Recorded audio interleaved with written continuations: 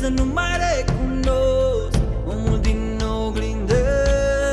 Tic-tac, atâtea amintiri se adună și m-am trezit bătrân, dar jur că m-a dormit tânăr. Cât de clar îmi amintesc, cât de mult visam să cresc. Acum nu mulțumesc, vreau să mai copilăresc măcar o zi. Cât de multe s-au schimbat și puștanul de altă dată acum a devenit bărbat. Dar anii trec, la fel de rapid oricine-i fi. Până mai ieri, toți prietenii mei parcă erau copii. Ne țineam doar de prostii aproape în fiecare zi. Azi îmi râde sufletul că-i văd cu propriilor copii. Alții bagă muncă zi și noapte, rate, mii de probleme în spate. Banii n-ajung, 7 din 7 încep să apară firele albe, primele riduri, tic-tac, inimă ce iubești. Dulce copilărie, astăzi unde ești? Tic-tac, ani trec, ne schimbă. Încet, încet să nu mai recunosc omul din oglindă.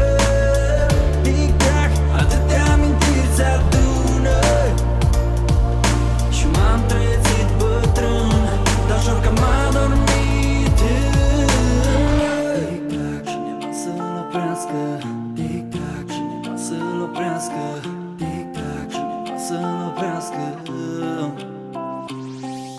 Cineva să oprească ceasul, să bat pasul pe loc, că trec cei mai frumoși ani și nu se mai întorc. Am o vârstă acum, încerc să fiu fericit, că povestea nimănui n-are repeat, ți-o promit. Dar mi-e dor de zilele în care habar n-aveam, nu înțelegeam că viața bate filmul fiecare an. Dar mi-e dor de zilele în care eram neînfricat, credeam că o să salvez într-o zi lumea mascat. Dar cine credea că timpul trece? Tic-tac, tic-tac, că am adormit copil naiv și m-am trezit bărbat, și că m-am maturizat, acum pot să înțeleg ce simt, că am visele contra cost și drumul vieții contra timp.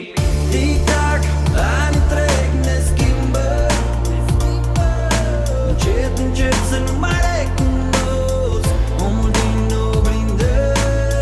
Tic-tac, atâtea amintiri se adună și m-am trezit bătrân, dar jur că m-a dormit tânăr. Tic-tac, cineva să-l oprească. Tic-tac, cineva să-l oprească.